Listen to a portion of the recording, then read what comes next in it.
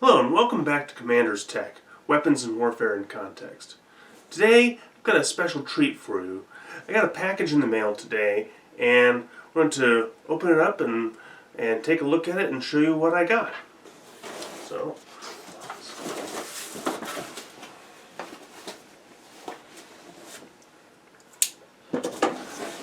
I already began opening this, but let's go ahead. Packaging.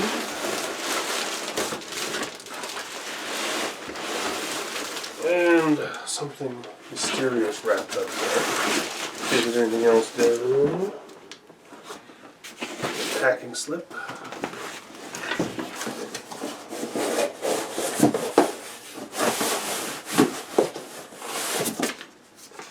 Usual packing slip. And packaging material. And a rather ominous and mysterious shaped package here. Let's see what this is.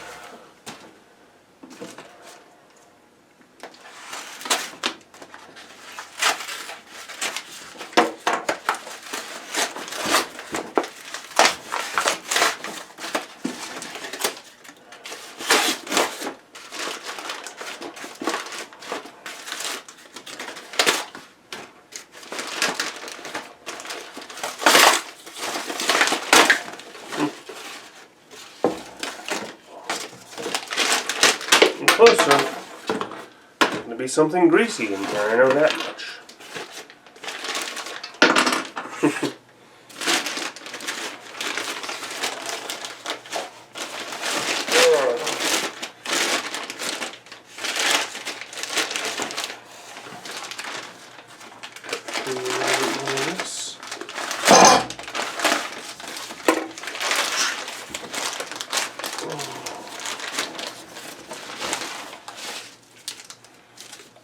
Let's take off the rest.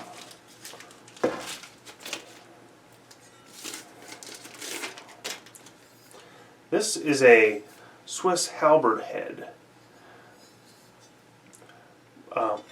So last year when I got my bill head that I used to make the bill in the previous video, what I really wanted to get was a Swiss halberd.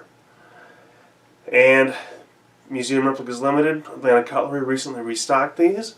The Windlass Steel Crafts Swiss halberd head. And so I'm going to be putting this together in the next few weeks, the next month or so. I've been finding myself really getting interested in a lot of these pole arms recently.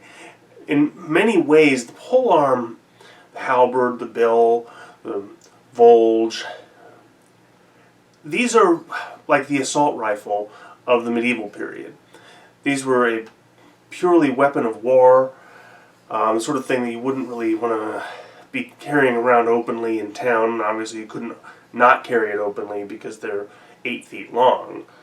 But these were fierce weapons that were capable of significant damage. We think of the sword as being associated with knighthood and as the symbol of warfare, but the sword was something you could carry in town and you wouldn't attract too much attention. In fact, swords were sometimes fashionable items to carry around with you when you're going about your daily business, particularly in the Elizabethan period. But the polearm, apart from in the hands of city guards or men-at-arms, the polearm is purely a weapon of the battlefield.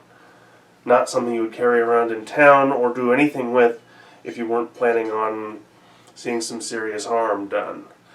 Also, weapons like this halberd were some of the things that began to change the balance of power in the medieval period in Europe.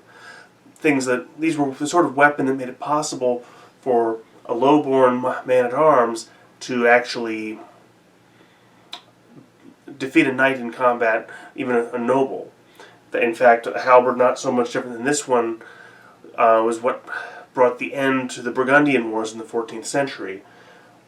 The Burgundian leader, Otto the Bold, died in an engagement, and all we really know about what happened to him is that when his body was recovered, he had a wound to the temple consistent with a blow from a Swiss halberd like this.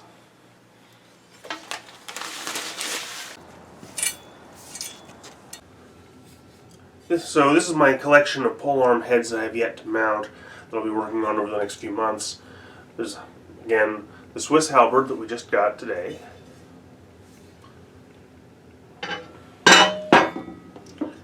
There is the Volge, or this is essentially a transitional halberd before they became full halberds. It's a little smaller in scale, but it's the same kind of weapon as the halberd.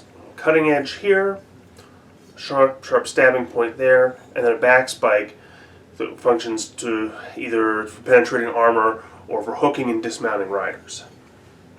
We have a simpler gizarm or bill, simpler than the other bill I put together. This is actually probably going to be the next one that I mount.